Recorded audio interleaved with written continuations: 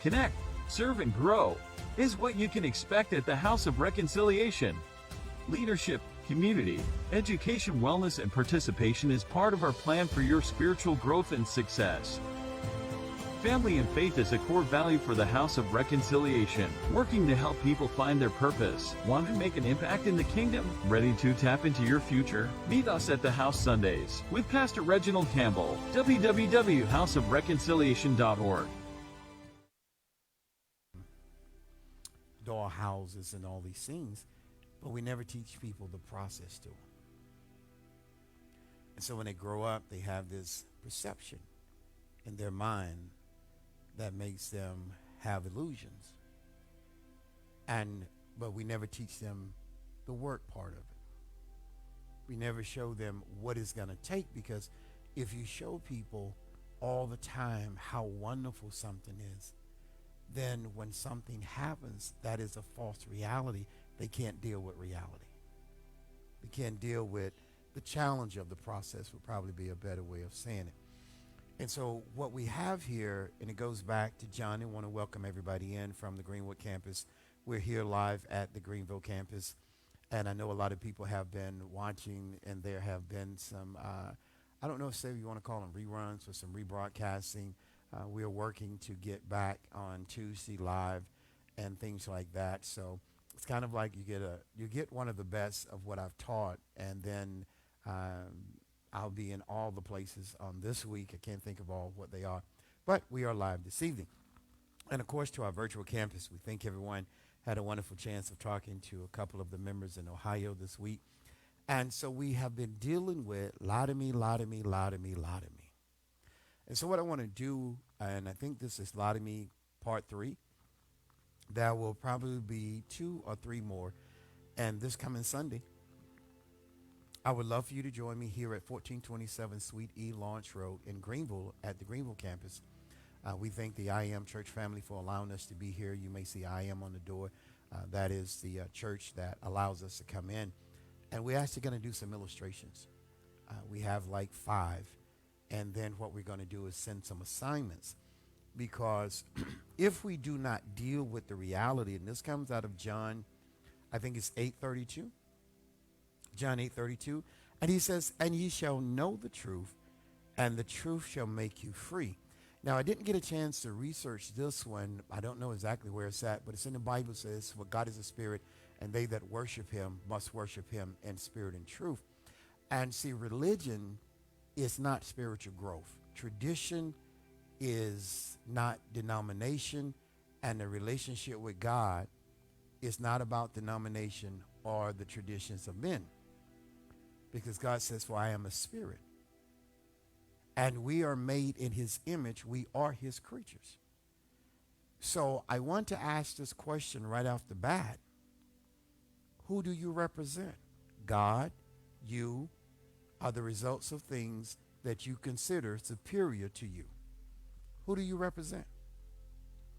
Because when he talks about the term be holy, and I know there are people that ran out with that and they made it a religion and all of that, he's talking about having a clean spirit. If you go to Psalms 51, it's one to take notes. I think you can read all the way through stanza 10, and he talks about create in me. After sin is a word we don't normally hear anymore. But when we look at this and we break it down in the exegesis of the word of God, when I look at what verse 32 and 33 said, it says the freedom of Jesus spoke of was spiritual freedom. How many of us are earthly bound and tied to things that we're more concerned about than our spiritual health with God? There's a couple things here: spiritual health, mental health, and physical health. Many people overlook their spiritual health and they ignore their mental health. So here in the writing, here's what I want to work on. Lie to me, lie to me, lie to me, lie to me. Is when he says in the exegesis of the word, the freedom Jesus spoke of was spiritual freedom. Watch this, from sin, because nobody want to talk about sin. But here is the other part, and its effects. What do you mean? It's like secondhand smoke. You don't have to smoke to get lung cancer. You just be around people who smoke. And so the Lord is saying, it's not so much of what you have done, it's the residue of what other people are doing that leaves an impression in your physical presence. Let me give you this right off the bat. This came to me earlier. Here is what it says. Here's what I wrote. What about you? What about your life? Head in the clouds, feet not attached to the ground. It's very dangerous. I'm going to ask you this question. What nightmares and who's living in your head? The words of other people, the failure of our own, the resentment of not completing an assignment. What are the nightmares that keep going around like a loop in our head? Here is what we're unaware of. What has affected and infected your spirit? Because we tend to think we just throw things off like a duck and it runs off of our back. But if you repeat it more than 3 times, it is now in your culture. It is now in your DNA. If you keep talking about a problem and there's no solution, you're still struggling with it. So when he said this, he said the freedom Jesus spoke of was spiritual freedom. See, when your spirit is free, it frees your mind, and your mind frees your body. So you're not affected by what others say or think, and they have very little to no influence on your life. There were 4 things, and I'm going to give us a 5th one today. We talked about 1 is illusions, correct? The other one is imagination. The 3rd one was hallucination. And the 4th one was hypothetical thinking. And now here's number 5. Most people that we're dealing with are delusional. They have been programmed the wrong way, and you can't even talk to them or reach them because they're so delusional about what they're doing. And this is what actually John 8:31 through 47 is talking about. He says the Jews' response indicated they were thinking political freedom since they spoke of being enslaved to a person. This is why I say, what nightmares?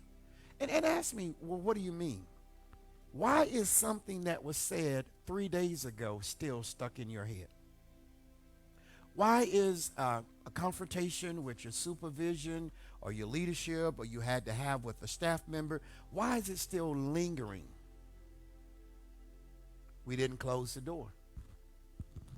We didn't do what was necessary to close the door because the false reality keeps us in hyper mode.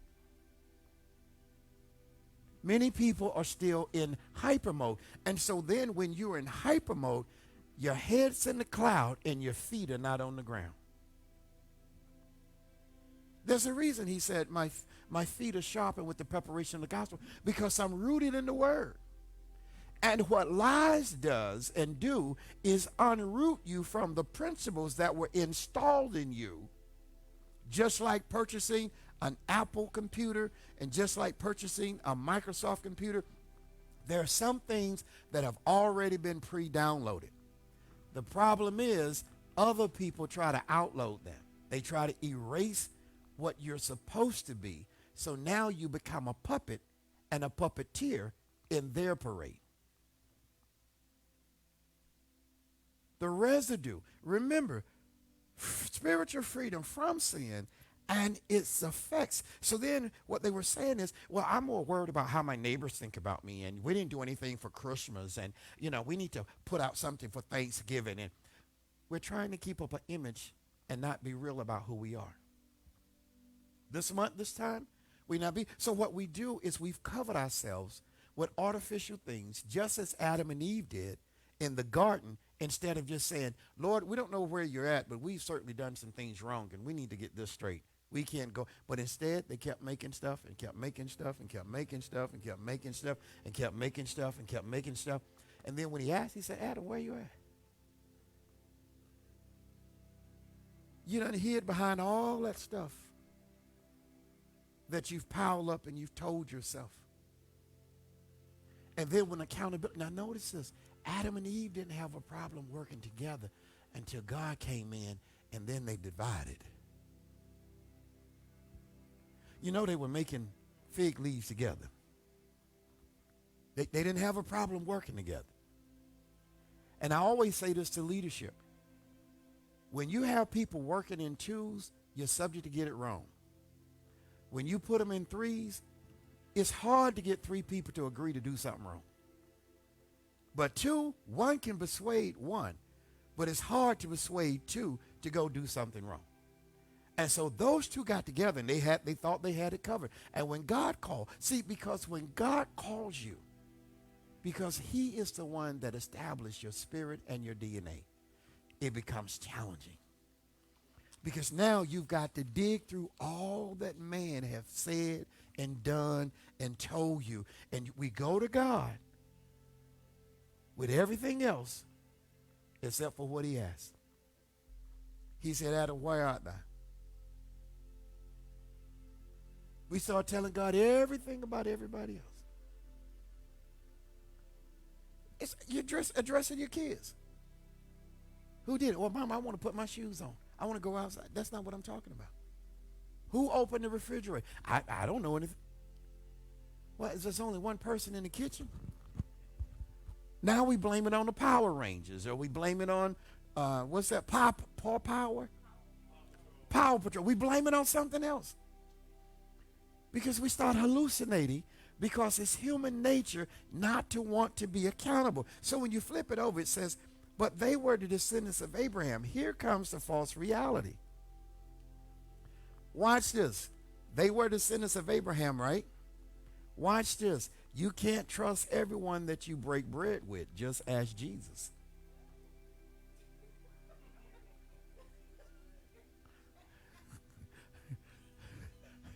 You said, well, we're the descendants of Abraham. We're just lying and eating bread. Oh, that's my brother. That's my sister. But they lying. Because they could identify with the established principle and permanent covenant with God, but they couldn't identify being spiritual with God. What are you saying? A lot of people can talk about church. Oh, yeah, I go to here, and we've got this and we've got that.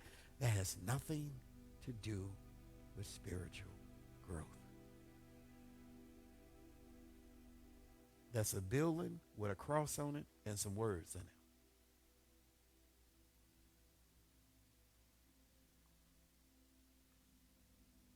What you going to do? Tell God you went to Mount Zion, Pentecostal, Holiness, Apostolic, Baptist, Episcopalian, Catholicism. You was a agnostic. That's what you going. That's what. Now, this is stuff we've been told. When his word says, "Be ye," I don't want to be a part of the holiness people. Them people look crazy, and they do.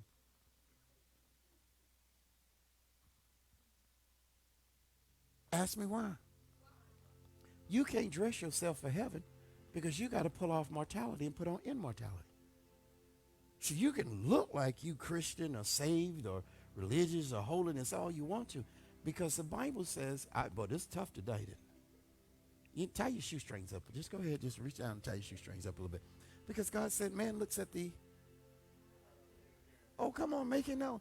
God, so why would God look at something he didn't make? Why would he care about something that cannot last in heaven? That suit, that car, that brand that you wear, you think it's going to live for eternity? But yet, it gets more praise than God. Lie to me, lie to me, lie to me, lie to me. I got to have a particular parking space at church. I've got to drive a certain brand at church. Come on.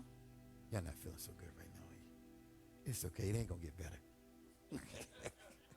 Here's what he says.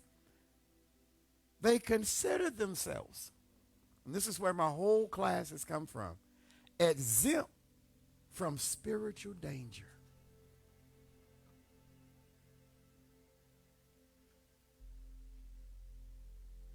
Just being around a forest fire, you're going to smell like smoke.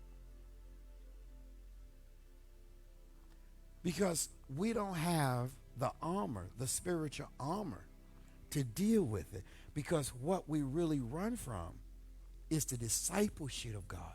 Discipleship of God. What does that mean? We can go to church, we can have church. Just because we're having church and people are feeling good and some convicted and people are all emotional, it has nothing to do with discipleship.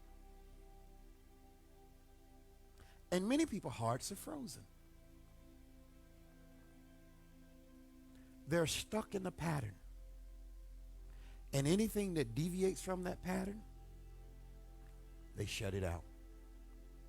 So when God gets ready to open the window to refresh your life because you're unfamiliar with it, we shut it down. I'm going to give you something that you can work on. It's called discipleship. Here's what it says. Here's where people are wrong. Obedience is not in victory. Obedience is in the challenge. It is being obedient to the process and the challenge that brings victory. Whoever wins the Super Bowl coming up Sunday, everybody's going to brag about one or two plays. And they're going to criticize 5 or 6. But very few people are going to look at it. It took 60 minutes to do either or. In order to be successful, you have to discover the total you. The spiritual part. This is why people say, oh, you know, I love when you talk about finances and all of that. You can get the money, my brothers and sisters. But you don't have the balance in order to have sustainability for successful living. This is why this book is so critical. It's called Mind of a Champion. It all starts in the mindset. Reginald D. Campbell, PhD. You can get it at www.atotalu.org. Because if your mind, no matter what your environment is, you can move to Kansas, you can move to Canada, you can move to Australia. But here's the thing. You travel with you.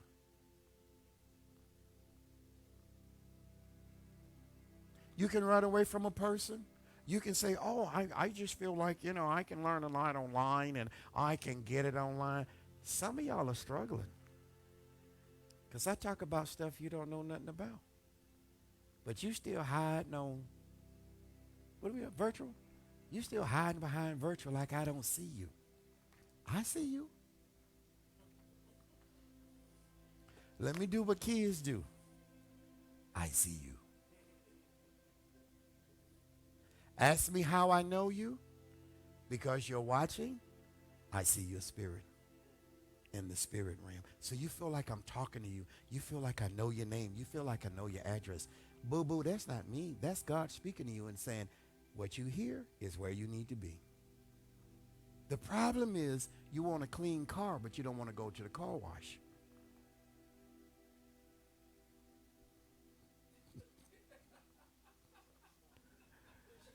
I think I need to walk around a bit. I got to dial this back in. I got to dial this back in.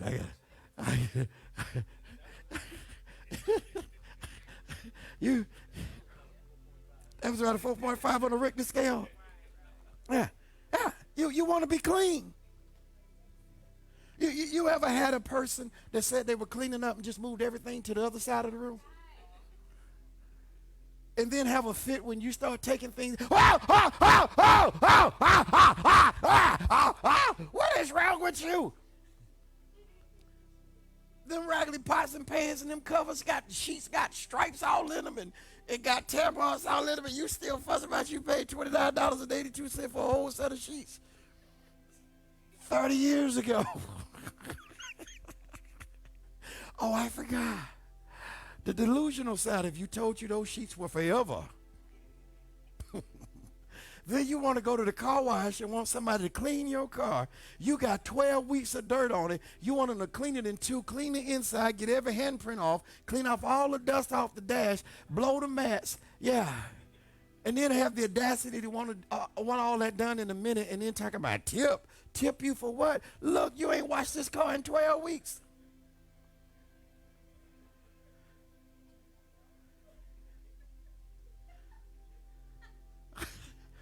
Did that hit that all? That, oh, Lord.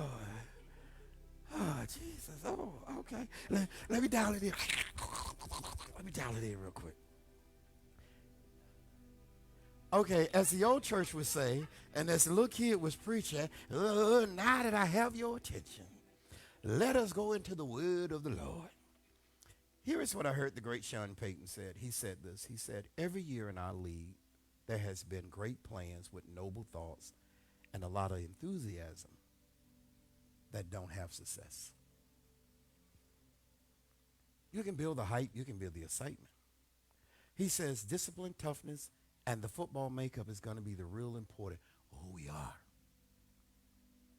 When you get real about your life, you deal with real issues.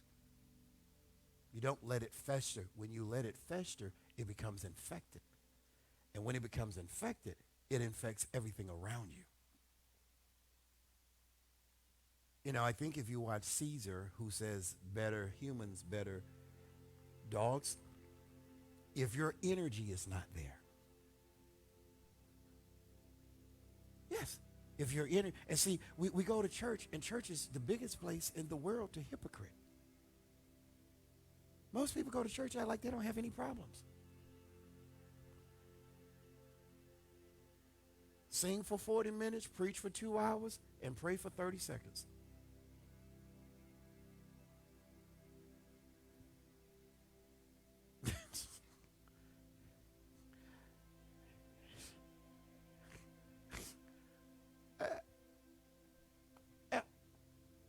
Church is now like a motion picture.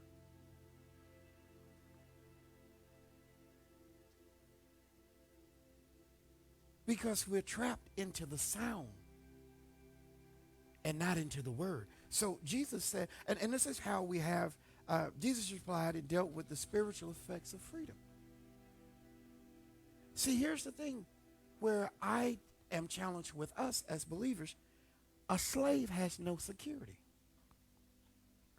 A slave has no access. You do. Why be a slave to what can't build you to your future? Why be trapped by the noise of other people? Why be trapped by the opinions of other people? It says in verse 35 and 36, a slave has no security. Slaves don't get access to things. We have access, but the problem is we're consumed with being delusional.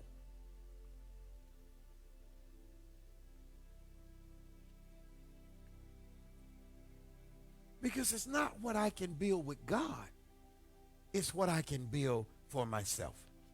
And so to the person who says this, and I put this one up backwards, but I actually have a bigger copy I'm going to bring on Sunday. It's called Out of My Control. And here's where we dealt with Sunday. Sticks and stones may what? But what? How big a lie is that?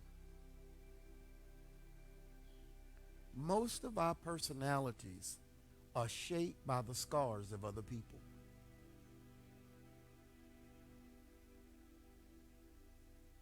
We're supposed to be expanding our borders, and literally we're contracting our borders. Yes. Small minds produce small things. We fear collaboration. We fear what we don't know. We fear what we cannot control. We fear being exposed that we don't know. So here's what it says. Out of my control. What was it if you have your sheet? The past. Uh-huh. And now we guessing Jesus. Mm-mm. Well, I just go to church to hear what the preacher say. Can I say something that's gonna probably tick a lot of people off? Most times, the one that's doing the most talking is the biggest liar in the church.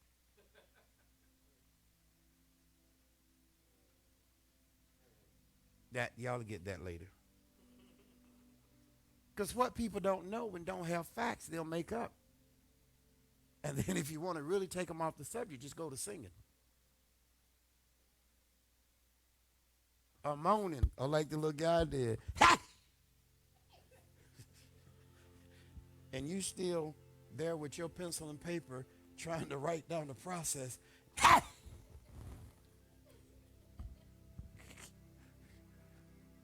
You're trying to get an understanding. I'm, brother preacher, I'm still trying because the devil been beating me up all week. And you sound good, but I need the key to get out of hell. Okay? So, yeah, I have a whole song in my, oh, Lord, got a whole new song in my folder. So now, the past, the what? We looked that up, okay? And the other was other people's what? How do people have more influence on you than God? The next time you get ready to get angry with someone, and you get ready to get them a piece of your mind, ask yourself, do they control my breath? And if they don't control my breath, why would I let them control my mind? What can they feed me to better me? So here's the thing. We talked about this, and we're going to go through the other ones. Emotional pain is remembered more than what? Physical pain, and has more of an effect on what? Behavior. Many people are acting out and will not listen because they are wounded and they're hurt or they're still being tormented. So when you look at out of my control, it's the future. The future is out of our control, but the question is, are you prepared for it when it shows up? The media, other people's opinion. That's where the enslavement comes in. And so this is what God said to Israel. You're more worried about the political aspect of people than the fundamental relationships I should have with God. So now you're not worried. And here's the biggest lie. It's the fact that the only person against us is God.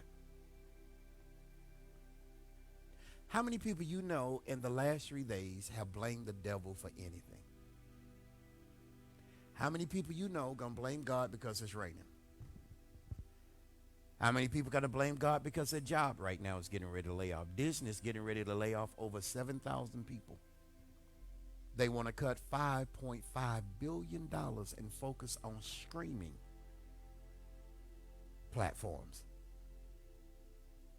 which means digital stuff. And we go into school to learn how to work when we ought to go to school and learn how to do digital stuff. Nobody want to talk now. Mm-mm. Instead of playing a game, you ought to invent a game. No, seriously. There was one company, I can't think of who they were, but somebody created an app and wind up selling it for $1 billion.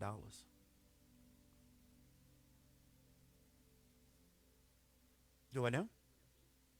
Would it be? Yes, $1 billion. And how many of our kids are playing with apps and we're not teaching them the other clicking of building an app?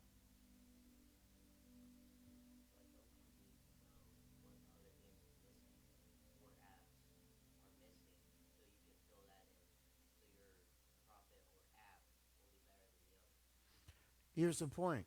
You don't have to if you're building your dream. It don't matter what they're missing. See, I'm from Coca-Cola. We never worried about our competition. We worried about our expansion. The philosophy at Coca-Cola was, if you focus on them, who's focusing on you? That is what your understudies do. You build the best version, And your understudy brings you stuff. But if you study another man, if you watching another man build this house, then how do you build your own? Hello? You don't get to be number one watching everybody else. You don't get to be LeBron James, who just scored the title, and everybody said you couldn't shoot. He can't shoot. He ain't the best scorer. He can't shoot. Well, all I can say is he got the record. And the man that had the record for nearly 40 years was standing right beside him. So how, see, no, this is why I'm saying other people's opinion. You've got to realize, why would God, ask me this question. Let me break the ice. Say, why am I different? Why do you try to be like everybody else? God made you specifically the way he wanted you to be. You're more focused on what people's opinions say about other people and not what's inside of you. Where they have a 10 in certain areas and you may have a 5, in the area that's most important, they may be a negative 85 and you may be a plus 95. But you're focused on one thing about a person. And I might be wrong, but I think Coke is still the #1 soft drink company in the world. Now let me show you how small minds think. They ain't #1. This one right here tastes better. Ain't nobody asked you about taste, boy. We said #1. Well, I drink this. We don't care what you drink. We said the #1 soft drink company in the world. We didn't say who had the best tasting Kool-Aid and you put 3 cups in yours.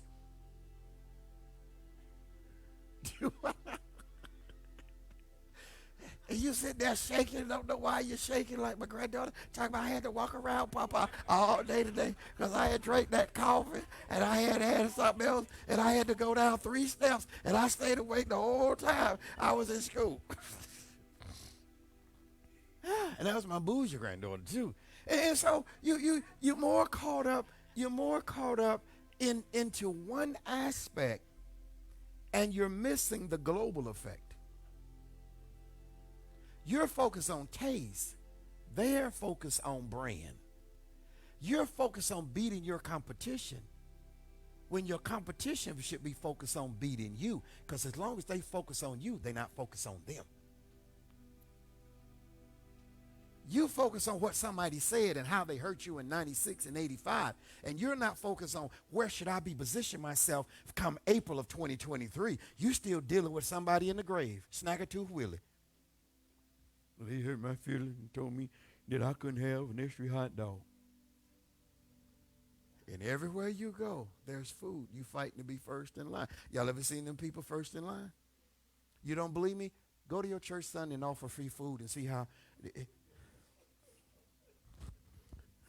You'll get people to get up and go to the restroom. They be across the street and come get my plate and get me a plate to go home before the food run out. You don't have to starve now. Am I making sense? Okay, so now, see, here's the thing. We are under this false reality that we're not supposed to make mistakes. So now, in my control, how often do we have my self-talk? Instead of letting the rules of discipline draw you in, you ought to have certain structures and principles with you when you have a spiritual relationship with God that draws you in, and you have my self-talk. I got to talk to myself. Y'all want Bible for that? What did Jacob do? He got there, he knew Esau was going to whoop it. He was going to get beat down. Because he'd had nobody with him. He had already been told, Esau coming with an arm, man. Okay. And all you got is an attitude. All you got is an attitude. Esau coming on that hill with an armor. He done sent his scout out, and it's just you with your dusty shoes on, dusty sandals out there. And Esau coming because you know you stole his birthright. You was right there with his mama when she lied to your daddy. Yeah. And so he sat there and he was so disturbed by his wrong of his past and by his emptiness of his presence. Lord have mercy. Now that right there, y'all can send that to the preacher. He can preach that. He was heavily loaded by his past. It was hauling him down. And he was empty in his presence. He had no choice but to go to God. You can starve off that by having my self-talk time. And when you have my self-talk time, because see, sometimes you can mess up everybody because you out of line. I'm going to give you this bit that I said to a church earlier. I said, it's better to be in the will of God than in the favor of man.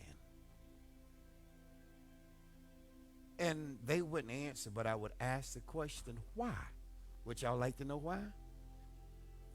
God will defend his will at all costs. Don't matter about your position and your title. This is why when Jesus spoke to them, he said spiritual danger. Because if you're in tune with God, God will speak to your spirit. But you rather hear the voice of the many. Can I take you there for a minute? The voice of the many is what led us back in the wilderness. As long as you follow the majority, you will never be a part of success. It is those like Joshua and Caleb that struck out and said, we believe we can take it. And whatever adjustment we need to make can be made in the midst of battle. But because you listen to the crowd, you lose your energy because you give it to somebody else.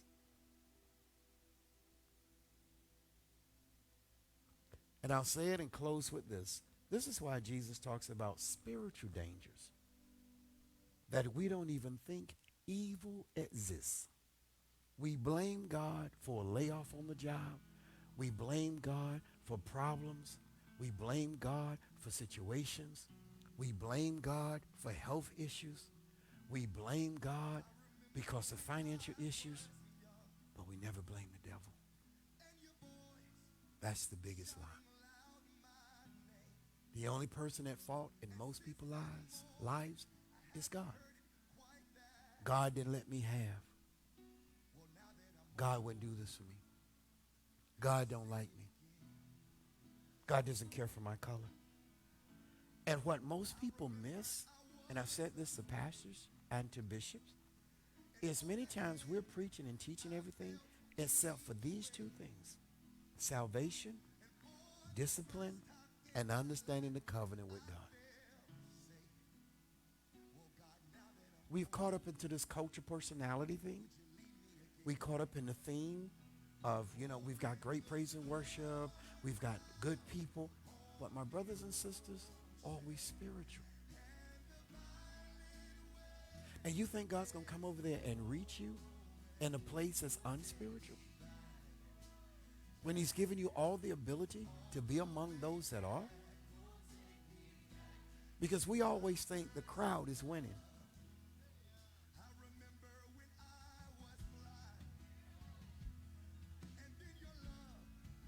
I have to let that soak in for a minute. And, we still on that 4.5 Richter scale, so I'm trying to let that.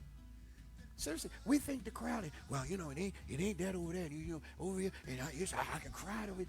You're doing just like they did. You piled up the leaves. And when God called, they still couldn't answer. My brothers and sisters, I'm going to deal with Lie to Me, Lie to Me, Lie to Me, part 4. We're going to do some illustrations. I think I'm going to wear my white lab jacket because we're going to do some illustrations, some scientific illustrations. So we're going to do that on Sunday. Please be here with us. God bless you. I'll see you soon.